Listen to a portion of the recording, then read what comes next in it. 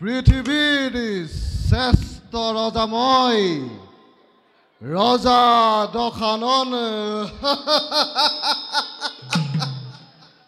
মুৰেই ভয়ত স্বৰ্গৰ দেৱতা মৰ্ত্যৰ মানৱ পাতালৰ বাহুকীয়েও তৰা থৰে হয় কম্পমান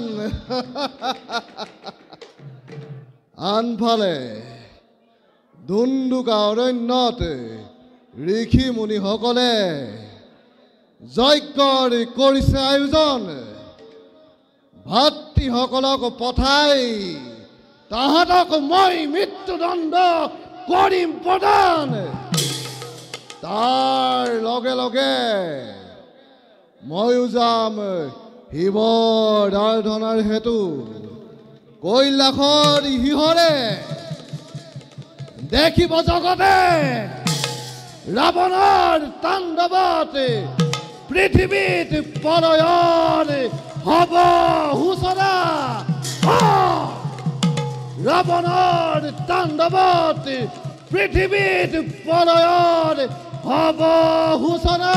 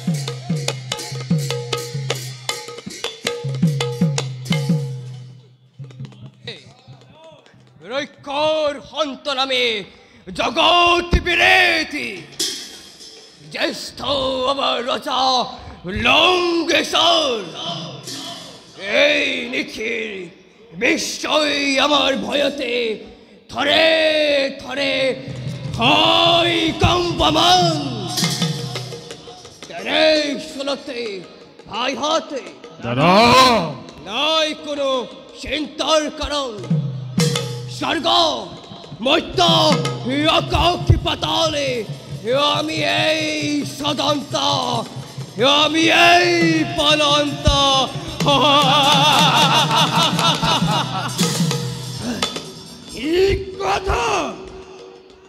ঠিক কথাই তো দাদা হয় কৰিছে প্ৰকাশ নাই কোনো এনেবীৰ ধৰাৰ বুকুত জীয়াই কৰিব পাৰে শত্ৰুতা আমাৰ শত্ৰুতা আৰু যদি কোনোবাই কৰে শত্ৰুতা জননী লংকাৰ শাস্তি কৰিম প্ৰদান যাক দেখি বনৰ পশু পক্ষী চৰাই চিৰিকটিও চকুলো টকিব আৰু মাতৃৰ গৰ্ভজাত সন্তানেও চিঞৰি উঠিব দাদা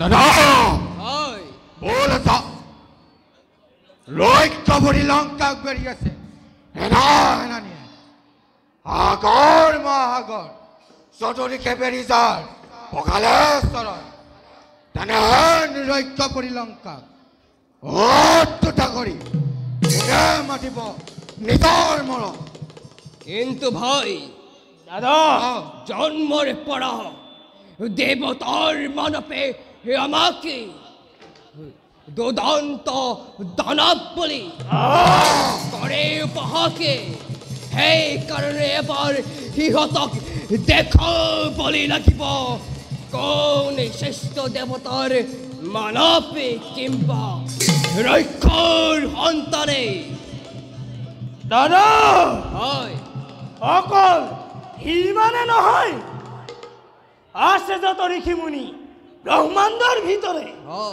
সিহঁতে দানৱক কৰে উপহাস এইবাৰ দাদা এইবাৰ দেখাম সিহঁতক কোন শ্ৰেষ্ঠ ধৰাৰ বৈক্ষত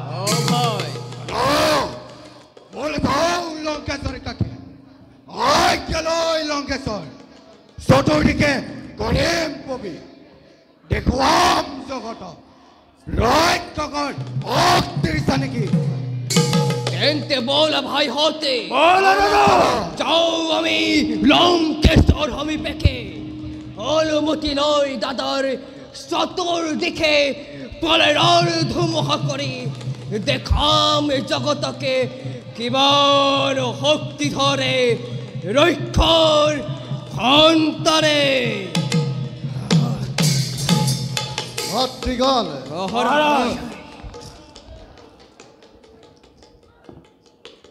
মহারাজ আমার প্ৰণাম কৰক গ্ৰহণ ভাতৃগণ মহাৰাজ তোমালোক যোৱা দুন্দুকা অৰণ্যৰ অভিমুখে যদি কৰে অত্যাচাৰ কোনোবাই লৈ আনিবা তাকে লংকাৰ ভিতৰে মহারাজ নিশ্চিন্ত হোক মহারাজ যাও যদি ঋষিমণি গণকে অরণ্যর ভিতরে চলে বলে ধরি আনে ও থামে তব শরণে প্রান্ততে মহারাজ আমার ভয়ত স্বর্গ মৈত্য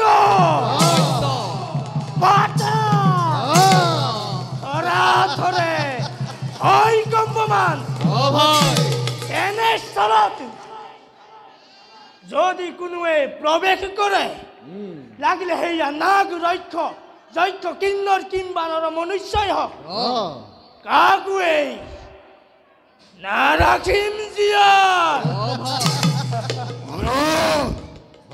গোটেই জীৱিত এই তিনি ভাই কাৰ আজ্ঞ যাব লাগিব দণ্ডু কাৰ অন্য মাত্ৰ আজ্ঞালৈকে তজৰি চৰণ উঠা ভাতৃ যোৱা তোমালোকে নিজ কাৰ্যত হোৱা অগ্ৰসৰ মই এই স্থানতেই শিৱ আৰাধনাত সংলিপ্ত যোৱা ভাতৃগণ ভাল মহাৰাজ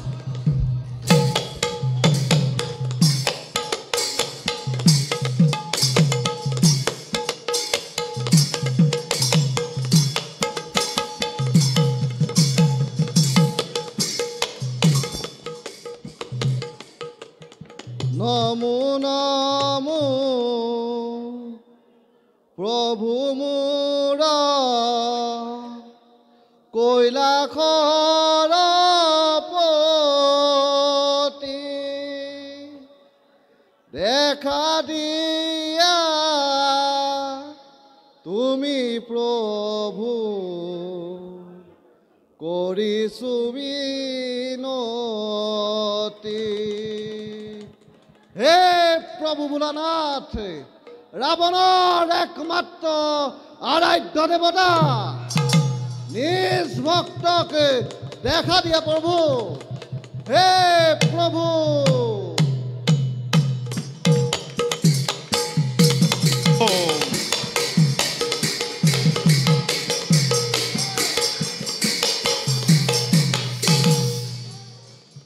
প্ৰভু, হে জটাধাৰী ত্ৰিপুৰাৰী পাৰ্বতী বল্লভ, এই নিৰ্কিন ভক্তৰ লোৱা তুমি ভক্তিৰ পুষ্পাঞ্জলি।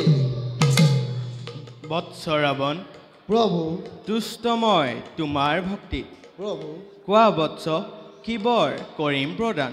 প্ৰভু, তোমাৰ বৰতেই ত্ৰিভুৱন বিজয়ী এই ৰাজা লংকেশ্বৰ মৃত্যু আজি মোৰ প্ৰভু অতিকৈ দূৰত। ইন্দ্ৰ আদি দেৱগণে ভয় কৰে এই ৰাৱণক, কিন্তু প্ৰভু কিমান দিন আৰু এই ৰাক্ষস আৱৰণ মই কৰিম ধাৰণ। প্ৰভু, তোমাৰ ভক্তই কেতিয়া বৈকুণ্ঠগামী হ'ব? নোলাবনে মোৰ এক প্ৰতিদ্বন্দ্বী বীৰ? প্ৰভু, কোৱা প্ৰভু। যোৱা বৎস, প্ৰভু, আনন্দ মনেৰে অচিৰতে মুক্তি লাভ মিলিব তোমাৰ। কল্পিত প্ৰাৰ্থী সেই যোগ্যদম, প্ৰতিদ্বন্দ্বী নাৰায়ণ নিজেই তোমাৰ। নাৰায়ণ মোৰ শত্ৰু। প্ৰভু, শুনালা তুমি মধুৰ বচন, কেতিয়া কেতিয়া আহিব মোৰ প্ৰভু গদা চক্ৰ সদা শংখ চক্ৰ গদা পদ্মলৈ? প্ৰভু, কোৱা কোৱা প্ৰভু। শংখ চক্ৰ গদা পদ্ম কৰি পৰিহাৰ, নৰৰূপী ৰাম নাৰায়ণ শত্ৰুৰূপে আহিব তোমাৰ। প্ৰভু, হে বৎস, শত্ৰুৰূপে কৰাৰ ধনা, সোনকালে মিলিব ভাগ্য। বম বম বম বম বম বম।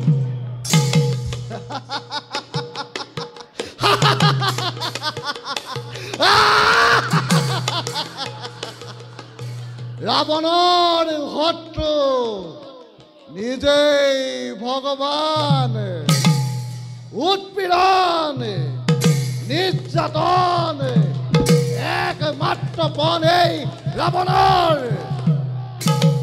পৃথিৱীত তাণ্ডৱৰ সূচনা কৰিব এই দোকাননে।